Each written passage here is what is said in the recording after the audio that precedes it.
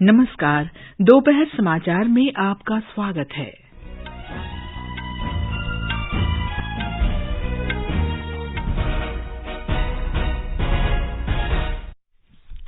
उपराष्ट्रपति एम वेंकैया नायडू ने कहा, मानवता और विश्व शांति के लिए आतंकवाद गंभीर खतरा। श्री नायडू ने देशवासियों से आतंकवाद को समाप्त करने का संकल्प लेने को कहा। वाणिज्य और उद्योग मंत्री पीयूष गोयल कल से दावोस में विश्व आर्थिक मंच में भारतीय प्रतिनिधिमंडल का नेतृत्व करेंगे। दिल्ली में तीनों नगर निगमों के एकीकरण से संबंधित अधिनियम कल से लागू होगा। केंद्र सरकार की अधिसूचना जारी होने के साथ ही जम्मू कश्मीर परिसीमन आयोग का आदेश लागू। जम्मू कश्मीर में रामबन जिले में होनी नाला क्षेत्र के पास सुरंग के मलबे से एक और श्रमिक का शव बरामद। मलबे में दबे 8 श्रमिकों की तलाश जारी। विश्व स्वास्थ्य संगठन ने 11 देशों में मंकी पॉक्स के 80 मामलों की पुष्टि की। ऑस्ट्रेलिया में नई संसद के चुनाव के लिए मतदान जारी। मौसम विभाग ने आज से पूरे भारत में लू से राहत का अनुमान जताया। भारतीय पुरुष कंपाउंड टीम ने दक्षिण कोरिया में तीरंदाजी विश्व कप 2022 चरण 2 में स्वर्ण पदक जीता। हरियाणा ने सब जूनियर महिला हॉकी राष्ट्रीय चैंपियनशिप के फाइनल में प्रवेश किया। दूसरा सेमीफाइनल आज शाम झारखंड और उत्तर प्रदेश के बीच खेला जाएगा। और आईपीएल क्रिकेट में आज शाम मुंबई इंडियंस का मुकाबला दिल्ली कैपिटल से होगा। दोपहर समाचार में चारू सक्सेना के साथ मैं कनक लता। उपराष्ट्रपति एम वेंकैया नायडू ने कहा है कि आतंकवाद मानवता और विश्व शांति के लिए गंभीर खतरा है। ट्वीट संदेशों में श्री नायडू ने कहा कि आतंकवाद से दुनिया भर में निर्दोष लोग प्रभावित हुए हैं। आतंकवाद रोधी दिवस पर श्री नायडू ने आतंकवाद से लड़ते हुए अपने प्राण न्यौछावर करने वाले बहादुरों को श्रद्धांजलि अर्पित की। उन्होंने लोगों से आतंकवाद के सभी स्वरूप को समाप्त करने का संकल्प लेने को कहा। आज आतंकवाद रोधी दिवस है। ये दिन हर वर्ष 21 मई को मनाया जाता है। इस दिवस को मनाने का उद्देश्य युवाओं को आतंकवाद और हिंसा से दूर रखने के साथ साथ इससे आम लोगों को होने वाली पीड़ा को उजागर करने तथा देश को होने वाले नुकसान के बारे में जागरूकता फैलाना है। जम्मू कश्मीर के उपराज्यपाल मनोज सिन्हा ने आज एक ट्वीट में कहा कि आतंकवाद शांति और समृद्धि के लिए सबसे बड़ा खतरा है। श्री सिन्हा ने कहा कि हमें आज के दिन आतंकवाद और उसके पारिस्थितिक तंत्र को समाप्त करने का संकल्प लेना चाहिए। उन्होंने कहा कि शांति और सद्भाव बनाए रखने तथा मानव जीवन के लिए खतरा पैदा करने वाली ताकतों को हराने का संकल्प लेना चाहिए। वाणिज्य और उद्योग मंत्री पीयूष गोयल 22 से 26 मई तक दावोस में आयोजित होने वाले विश्व आर्थिक मंच WEF में भारतीय प्रतिनिधिमंडल का नेतृत्व करेंगे। प्रतिनिधिमंडल में स्वास्थ्य और परिवार कल्याण मंत्री मनसुख मांडविया, पेट्रोलियम और प्राकृतिक गैस मंत्री हरदीप सिंह पुरी और 6 राज्यों मध्य प्रदेश, तमिलनाडु, आंध्र प्रदेश, महाराष्ट्र और तेलंगाना के मुख्यमंत्री तथा वरिष्ठ मंत्री शामिल होंगे। ये आयोजन वैश्विक विमर्श का स्वरूप तय करने में महत्वपूर्ण और प्रासंगिक हितधारक के रूप में भारत की स्थिति को मजबूत करने में सहायक होगा। ये आयोजन इसलिए भी महत्वपूर्ण है कि भारत अगले वर्ष G20 की अध्यक्षता करने जा रहा है। WEF भारत को निवेश के आकर्षक गंतव्य के रूप में पेश करने का मंच भी होगा। श्री गोयल मुक्त व्यापार समझौता FTA में हो रही प्रगति और व्यापार पर बातचीत के लिए 26 और 27 मई को ब्रिटेन की यात्रा पर भी जाएंगे। भारत और ब्रिटेन के प्रधानमंत्रियों ने अपनी शिखर बैठक के दौरान भारत ब्रिटेन मुक्त व्यापार समझौते को इस वर्ष दिवाली तक अंतिम रूप देने की समय सीमा तय की थी। राष्ट्रपति रामनाथ कोविंद कैरिबियाई देशों जमैका और सेंट विसेंट एंड ग्रेनेडीज की यात्रा पूरी कर नई दिल्ली के लिए रवाना हो गए हैं। राष्ट्रपति ने अपनी यात्रा के दौरान इन दोनों देशों की संसदों को संबोधित किया। हमारे संवाददाता ने बताया है कि राष्ट्रपति की यात्रा के दौरान दोनों द्विपक्षीय देशों के साथ सहमति पत्रों पर हस्ताक्षर भी किए गए। राष्ट्रपति कोविंद जमैका और सेंट विंसेंट एंड ग्रेनेडिन्स की राजकीय यात्रा पर थे। यह यात्रा इसलिए अहम है क्योंकि यह किसी भारतीय राष्ट्रपति की इन कैरेबियाई देशों की पहली राजकीय यात्रा थी। दोनों द्वीप राष्ट्र भारत के साथ सांस्कृतिक और ऐतिहासिक बंधन साझा करते हैं। राष्ट्रपति ने वहां मौजूद भारतीय समुदाय से बातचीत भी की। राष्ट्रपति ने यहां युवा क्रिकेट खिलाड़ियों के लिए 8 क्रिकेट किट भी बांटे। राष्ट्रपति कोविंद द्वारा दोनों देशों में लगाए गए चंदन के पौधे भविष्य में अवश्य ही अपनी सुगंध से द्विपक्षीय संबंधों को महकाते रहेंगे। राष्ट्रपति के विशेष विमान से आकाशवाणी समाचार के लिए अरुण कुमार सिंह। जम्मू कश्मीर परिसीमन आयोग का चुनाव क्षेत्रों से संबंधित आदेश लागू हो गया है। केंद्र सरकार ने इस संबंध में कल अधिसूचना जारी की थी। चुनाव क्षेत्रों के पुनर्गठन के अंतर्गत आयोग ने जम्मू कश्मीर में 90 विधानसभा क्षेत्रों का परिसीमन किया है, जिनमें से 47 कश्मीर संभाग में और 43 जम्मू संभाग में हैं। पहली बार 9 सीटें अनुसूचित जनजाति और 7 अनुसूचित जाति के उम्मीदवारों के लिए आरक्षित की गई हैं। 2 सीटों पर कश्मीरी पंडित समुदाय के सदस्यों को मनोनीत किया जाएगा। आयोग ने पाकिस्तान के कब्जे वाले जम्मू कश्मीर क्षेत्र के लिए आरक्षित 24 सीटों का परिसीमन नहीं किया है। हमारे संवाददाता ने जम्मू कश्मीर के भारतीय जनता पार्टी के प्रवक्ता अल्ताफ ठाकुर से बात की। डिलिमिटेशन कमीशन ने बड़ी मेहनत और ग्राउंड जीरो पे आके जिस तरह से एक नई हदबंदी की है, देखिए क्या होता था कि जितनी भी पहली बार हदबंदी हुई है उन्होंने कॉन्स्टिट्यूंसी को अपने हिसाब से तरतीब दे दिया कि कहाँ कहाँ उनका वेट बैक है। लेकिन आज की जो डिलिमिटेशन हुई है उसमें पटवारी हलका को बेस बनाकर और इस बात का ख्याल रखा गया है कि कॉन्स्टिट्यूंसी विद इन कॉन्स्टिट्यूंसी और कॉन्स्टिट्यूंसी विद इन डिस्ट्रिक्ट हो। कुलगाम निवासी ने परिसीमन के कार्य को उचित बताते हुए कहा कि इससे जम्मू कश्मीर के सभी निवासियों के साथ न्याय हुआ है। जो डिलिमिटेशन कमीशन का रिपोर्ट मंजराम पे आया है, ये खुशाइंद कदम है। जम्मू कश्मीर के लोगों की बहबूदी का स्टेप है, जिसमें हर तबके के लोगों को रिप्रेजेंटेशन दी गई है और जिस तरह कॉन्स्टिट्यूंसीज को पूरी तरह से कहाँ पे किस कॉन्स्टिट्यूंसी को किसके साथ जोड़ा जाए, किस विलेज को किस पंचायत हल्के को नाइंसाफी मिली है उनको इंसाफ दिलाने के लिए, तरह से ग्राउंड रिपोर्ट जितने भी गवर्नमेंट ऑफिशियल एक बेसिक रिपोर्ट कलेक्ट करके एक निर्णय लिया है। आज हम देख रहे हैं ये एक वेलकम स्टेप है सेंट्रल गवर्नमेंट की ओर से, prime minister of India Shri Narendra Modi की डायनामिक लीडरशिप में और ऑनरेबल लेफ्टिनेंट गवर्नर की डायनामिक लीडरशिप में आज हर लिहाज से जम्मू कश्मीर में हर तबके को इंसाफ मिल रहा है। सामाजिक कार्यकर्ता जहूर अहमद ने परिसीमन के कार्य की सराहना की। मेरे हिसाब से पार्लिमानी हलकों और असेंबली हलकों के जो खतखाल इसमें लिए गए हैं वो दुरुस्त है और मुनासिब है। एक खास बात जो हमने देखी वो ये है कि इस वक्त एसटी का ख्याल अच्छी तरह रखा गया है। ये समाचार हमारी वेबसाइट newsonair.com/hindi और हमारे mobile app news on AIR पर भी उपलब्ध हैं। सुनो ना, हाँ?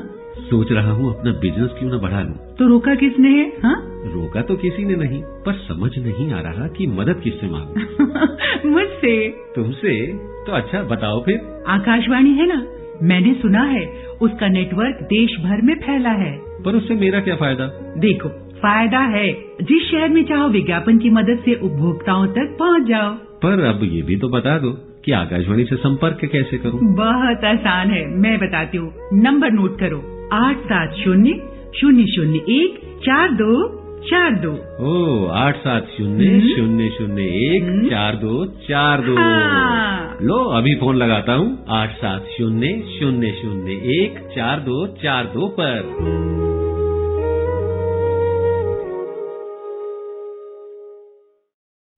दोपहर समाचार में आपका फिर स्वागत है। दिल्ली में तीनों नगर निगमों के एकीकरण संबंधी अधिनियम कल से लागू हो जाएगा। भारतीय प्रशासनिक सेवा के वरिष्ठ अधिकारी ज्ञानेश भारती को दिल्ली नगर निगम का आयुक्त और इसी सेवा के वरिष्ठ अधिकारी अश्विनी कुमार को विशेष अधिकारी नियुक्त किया गया है। संसद ने इस वर्ष बजट सत्र में दिल्ली नगर निगम संशोधन विधेयक 2022 पारित किया था। विधेयक में दिल्ली के लोगों के लिए अधिक पारदर्शिता, सुशासन और नागरिक सेवा पर विशेष ध्यान दिया गया है। इसमें वार्डों की संख्या 272 से घटाकर 250 कर दी गई है। उत्तर और दक्षिण निगमों में से प्रत्येक में 104 जबकि पूर्वी निगम में 64 वार्ड थे। केंद्र शासित प्रदेश जम्मू कश्मीर के रामबन जिले में खोनी नाला के पास निर्माणाधीन सुरंग के धंस जाने से मलबे में दबे एक और श्रमिक का शव निकाल लिया गया है। मलबे में दबे 8 श्रमिकों को ढूंढने का काम जारी है। रामबन के उपायुक्त मुसर्रत इस्लाम ने मलबे से दूसरा शव निकाले जाने की पुष्टि की है। मलबे में दबे श्रमिकों को निकालने का काम आज सवेरे फिर से शुरू हुआ। कल शाम भूस्खलन की नई घटना के बाद बचाव कार्य रोक दिया गया था। हमारे संवाददाता ने खबर दी है कि रामबन जिले में खोनी नाला के पास हुए इस हादसे में एक श्रमिक की मृत्यु हो गई, जबकि 3 अन्य श्रमिकों को बचा लिया गया। बचाव कार्यों में राष्ट्रीय और राज्य आपदा मोचन बल के दलों के साथ साथ मजिस्ट्रेट की निगरानी में अन्य कर्मियों को भी तैनात किया गया है। इससे पहले जम्मू के डिविजनल आयुक्त रमेश कुमार और अपर पुलिस महानिदेशक मुकेश सिंह ने घटनास्थल का दौरा किया। उपराज्यपाल मनोज सिन्हा नियंत्रण कक्ष से स्थिति पर नजर रखे हुए हैं। प्रधानमंत्री नरेंद्र मोदी ने बिहार के कई जिलों में आंधी तूफान और बिजली गिरने की घटनाओं पर गहरा दुख व्यक्त किया है। इन घटनाओं में कई लोगों की मृत्यु हो गई है। एक ट्वीट में श्री मोदी ने मृतकों के परिवारों के प्रति संवेदना व्यक्त की। बिहार के मुख्यमंत्री नीतीश कुमार ने राज्य के विभिन्न हिस्सों में आंधी तूफान में मरने वाले लोगों के परिजनों को 4-4 लाख रुपए की अनुग्रह राशि देने की घोषणा की है। उन्होंने घायलों के निःशुल्क उपचार का भी आदेश दिया। राज्य के विभिन्न जिलों में बिजली गिरने और बारिश से संबंधित घटनाओं में 37 लोगों की मृत्यु हो गई और 13 अन्य घायल हो गए। उच्चतम न्यायालय ने ज्ञानव्यापी मस्जिद मामला वाराणसी जिला न्यायाधीश को स्थानांतरित करने का आदेश दिया है। न्यायमूर्ति डीवाई चंद्रचूड़, सूर्यकांत और पीएस नरसिम्हा की पीठ ने कल वाराणसी की ज्ञानव्यापी मस्जिद के फिल्मांकन को चुनौती देने वाली याचिका पर सुनवाई की। न्यायालय ने कहा कि इस मामले की संवेदनशीलता के मद्देनजर इसे वाराणसी जिला न्यायाधीश को स्थानांतरित किया जाता है। राष्ट्रव्यापी टीकाकरण अभियान के तहत अब तक देश में 192 करोड़ 12 लाख से अधिक कोविड रोधी टीके लगाए जा चुके हैं। स्वास्थ्य मंत्रालय ने बताया है कि कल 15,32,000 से अधिक टीके लगाए गए। पिछले 24 घंटों में 2,323 नए कोविड मामलों की पुष्टि हुई। स्वस्थ होने की दर 98.75% है। आगे बढ़ने से पहले मुख्य समाचारों पर एक नजर। उपराष्ट्रपति एम वेंकैया नायडू ने कहा, मानवता और विश्व शांति के लिए आतंकवाद गंभीर खतरा। श्री नायडू ने देशवासियों से आतंकवाद को समाप्त करने का संकल्प लेने को कहा। वाणिज्य और उद्योग मंत्री पीयूष गोयल कल से दावोस में विश्व आर्थिक मंच में भारतीय प्रतिनिधिमंडल का नेतृत्व करेंगे। दिल्ली में तीनों नगर निगमों के एकीकरण से संबंधित अधिनियम कल से लागू होगा। केंद्र सरकार की अधिसूचना जारी होने के साथ ही जम्मू कश्मीर परिसीमन आयोग का आदेश लागू। जम्मू कश्मीर में रामबन जिले में खूनी नाला क्षेत्र के पास सुरंग के मलबे से एक और श्रमिक का शव बरामद। मलबे में दबे 8 श्रमिकों की तलाश जारी। विश्व स्वास्थ्य संगठन ने 11 देशों में मंकी पॉक्स के 80 मामलों की पुष्टि की। ऑस्ट्रेलिया में नई संसद के चुनाव के लिए मतदान जारी। मौसम विभाग ने आज से पूरे भारत में लू से राहत का अनुमान जताया। भारतीय पुरुष कंपाउंड टीम ने दक्षिण कोरिया में तीरंदाजी विश्व कप 2022 चरण 2 में स्वर्ण पदक जीता। हरियाणा ने सब जूनियर महिला हॉकी राष्ट्रीय चैंपियनशिप के फाइनल में प्रवेश किया। दूसरा सेमीफाइनल आज शाम झारखंड और उत्तर प्रदेश के बीच खेला जाएगा। और आईपीएल क्रिकेट में आज शाम मुंबई इंडियंस का मुकाबला दिल्ली कैपिटल्स से होगा।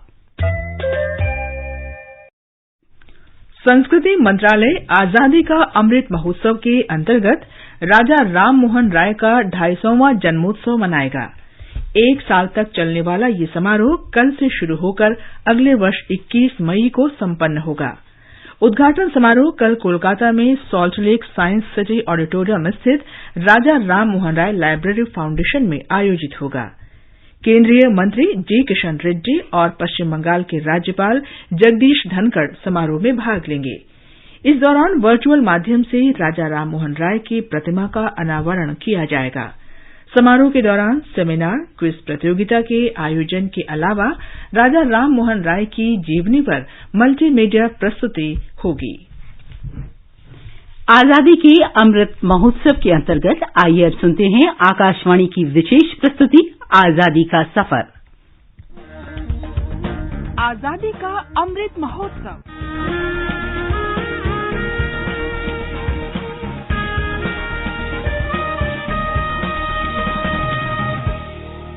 आजादी का सफर आकाशवाणी के संग। भारत का शानदार स्वाधीनता संघर्ष आधुनिक विश्व के महानतम संघर्षों में से एक है। आकाशवाणी से हम आपके लिए प्रतिदिन ला रहे हैं इस शानदार संघर्ष की झलक।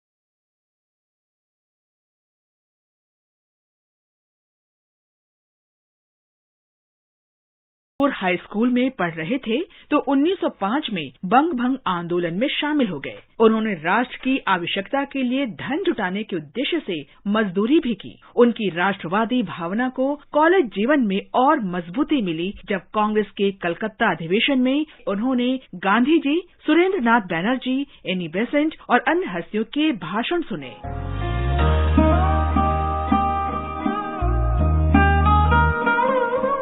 जब गांधी जी ने 1920 में असहयोग आंदोलन शुरू किया तो ओमियों ने आंदोलन में शामिल होने के लिए आसपास के युवाओं को एकजुट करने का कार्य किया। इस आंदोलन के दौरान हजारों विद्यार्थियों ने पढ़ाई छोड़ दी, विदेशी कपड़ों का बहिष्कार किया, शराब और अफीम की दुकानें बंद कराई गई और अदालतों का त्याग किया गया। 1921 में जब ओमियो दरांग जिला कांग्रेस के महासचिव थे तो ये आंदोलन और तेज हो गया। एक बार तो शराब की दुकान बंद कराते समय ओमियो का सामना एक क्रोधित महिला से हुआ जो शराब खरीदने आई थी। ओमियो ने उन्हें शराब पीने के नकारात्मक असर के बारे में समझाया। वो महिला ओमियो से इतनी प्रेरित हुई कि उसने शराब छोड़ने की प्रतिज्ञा कर ली। उसके बाद उस महिला ने असहयोग आंदोलन में सक्रिय रूप से हिस्सा लिया। ऐसा था ओमियो का नेतृत्व कौशल।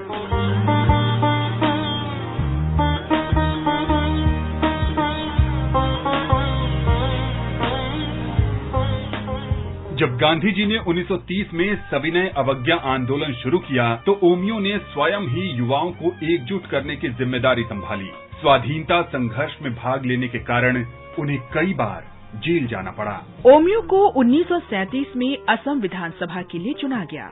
उन्होंने संविधान सभा के सदस्य के रूप में भी सेवा की। श्रम मंत्री के रूप में ओमियो ने असम के चाय बागान कामगारों के लाभ के लिए चाय बागान कामगार भविष्य निधि की शुरुआत की। शिक्षा मंत्री के रूप में उन्होंने बुनियादी शिक्षा की परिकल्पना के साथ शिक्षा प्रणाली में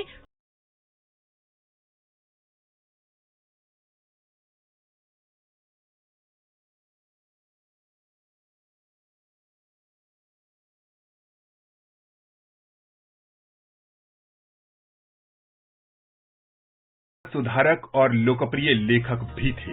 गांधी जीर, जीबोन और आसोमोत महात्मा जैसी पुस्तकों के लेखन के साथ उन्होंने गांधी जी की आत्मकथा the story of my experiments with truth का असमिया भाषा में अनुवाद भी किया, जो मोर सत्य अनीश चबनर काहिनी के नाम से प्रकाशित हुई। 1963 में भारत सरकार ने राष्ट्र के प्रति अमूल्य योगदान के लिए उन्हें पद्म भूषण से सम्मानित किया। ओमियो कुमार दास का निधन 23 जनवरी 1975 को हुआ। वे अपने पीछे प्रतिबद्धता और देशभक्ति की विरासत छोड़ गए। आकाशवाणी की तरफ से उन्हें भावभीनी श्रद्धांजलि।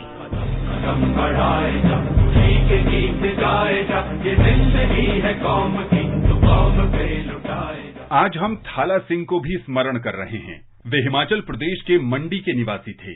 थाला सिंह ब्रिटिश भारतीय सेना में सैनिक थे। दूसरे विश्व युद्ध के दौरान थाला सिंह मलाया में आजाद हिंद फौज में शामिल हो गए और हवलदार के रूप में सेवाएं दी। बर्मा के मोर्चे पर 21 मई 1944 को अंग्रेजों से युद्ध के दौरान थाला सिंह वीर गति को प्राप्त हुए। भारत माँ के महान सपूत को शत शत नमन।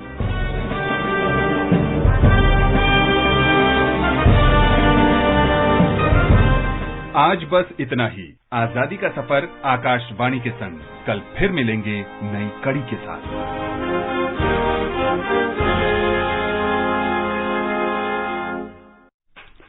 आकाशवाणी समाचार सुनते रहें और आजादी के अमृत महोत्सव में हमारे साथ शामिल रहें।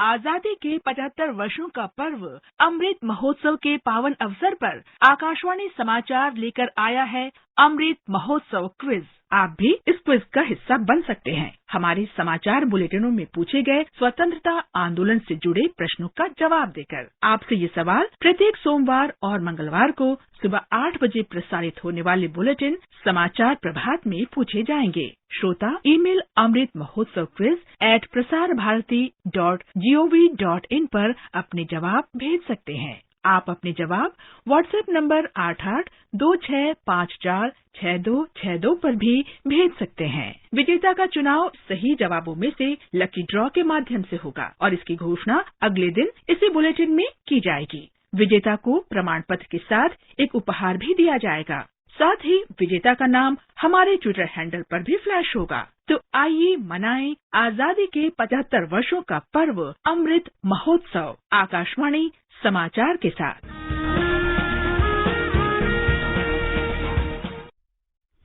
और अब प्रस्तुत है संस्कृति संदेश।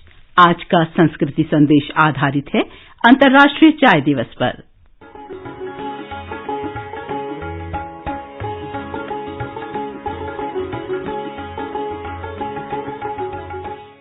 चाय सिर्फ एक पेय नहीं, जरिया है करीब आने का। जो काम बरसों की बहस में नहीं हो पाता, वो काम चाय की एक चर्चा में हो जाता है। यही वजह है कि चाय आज लोगों की जिंदगी का एक अहम हिस्सा बन गई है। चाय के शौकीनों की इसी तलब का मान रखते हुए पूरी दुनिया में 21 मई को अंतर्राष्ट्रीय चाय दिवस मनाया जाता है। पानी के बाद चाय ही दुनिया में सबसे ज्यादा पिया जाने वाला पेय है। दुनिया के कई अन्य देशों में 15 दिसंबर को इंटरनेशनल टी डे यानी अंतर्राष्ट्रीय चाय दिवस मनाया जाता था, लेकिन बाद में संयुक्त राष्ट्र की पहल के बाद इसे हर वर्ष 21 मई को मनाया जाने लगा। 21 मई 2020 को पहला अंतर्राष्ट्रीय चाय दिवस वर्चुअली मनाया गया, जिसमें दुनिया के सर्वश्रेष्ठ चाय आयातक, निर्यातक और उत्पादक देशों को शामिल किया गया। इसकी शुरुआत खाद्य एवं कृषि संगठन के महानिदेशक क्यू डोंग्यू ने की थी। अंतर्राष्ट्रीय चाय दिवस को और अधिक प्रभावशाली बनाने के लिए हर वर्ष इसका एक थीम निर्धारित किया जाता है। चाय की इतनी चर्चा के बाद ये प्रश्न स्वाभाविक है कि चाय में ऐसा क्या है जिसने पूरी दुनिया को दीवाना बना रखा है। वास्तव में चाय एक पेय है जो कैमेलिया साइनेसिस नाम के पौधे की पत्तियों से बनाया जाता है। इसकी पैदावार पूर्वोत्तर भारत, उत्तरी म्यांमार और दक्षिण पश्चिम चीन के चाय बागानों में होती है। अब देर किस बात की, बस चाय का प्याला उठाइए और इसी बहाने दोस्तों के साथ खो जाइए पुरानी यादों में। कॉलेज के किस्से पुराने हो गए चाय पर।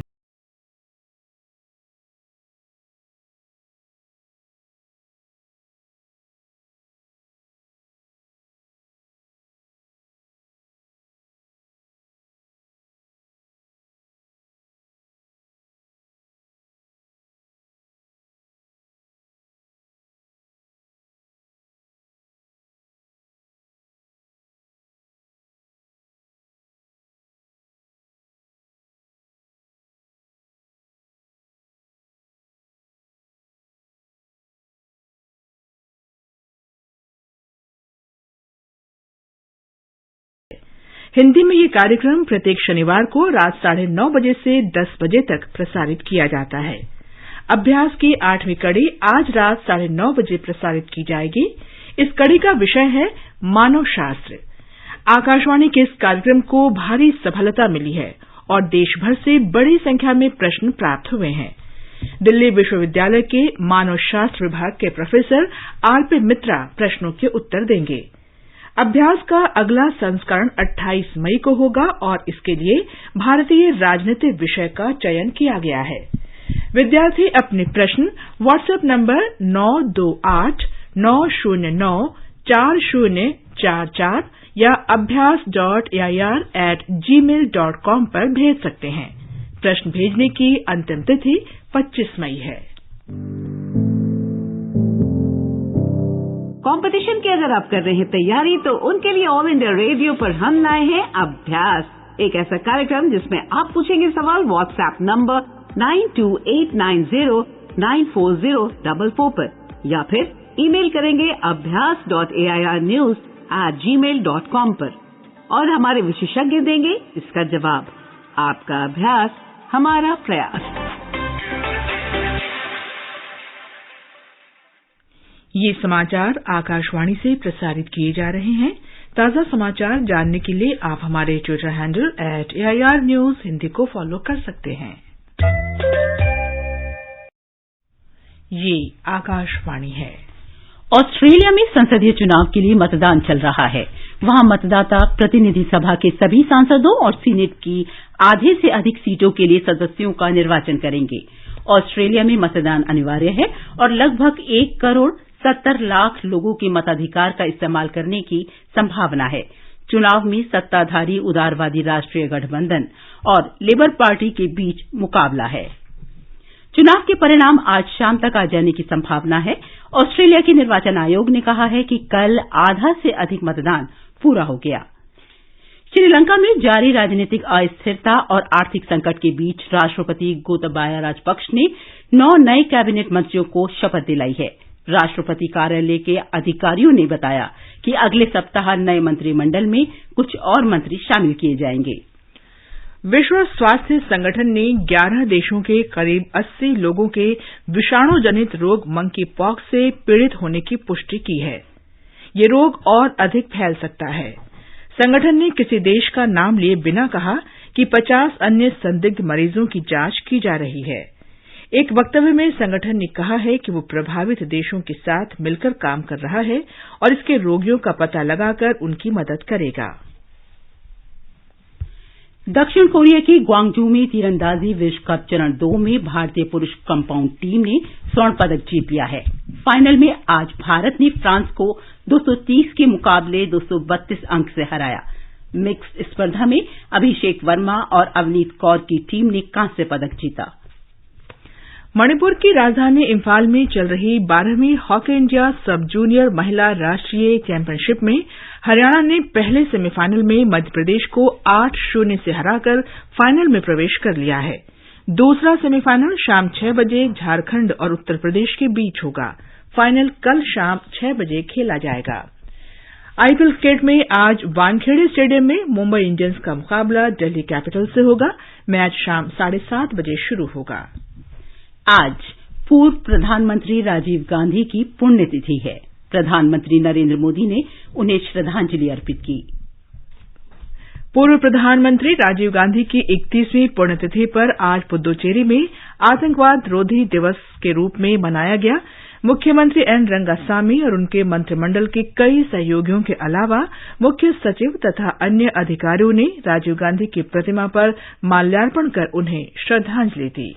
भारतीय मौसम विभाग ने कहा है कि आज से पूरे भारत में लोगों को तपती गर्मी से राहत मिलेगी। हिमाचल प्रदेश, हरियाणा, दिल्ली, उत्तर प्रदेश, मध्य प्रदेश, पंजाब, हरियाणा और दिल्ली में कल लोगों को भीषण गर्मी का सामना करना पड़ा। राजस्थान में भी गर्मी का प्रकोप रहा। और अब एक नजर आज के मौसम पर। राजधानी दिल्ली में धूल भरी आंधी और गरज के साथ बारिश होने की संभावना। मुंबई में आसमान साफ रहेगा। दोपहर में चेन्नई और कोलकाता में आंशिक रूप से बादल छाए रहेंगे। उत्तर भारत में श्रीनगर, जम्मू, लेह, गिलगित, मुजफ्फराबाद में आमतौर पर बादल छाए रहने का अनुमान है।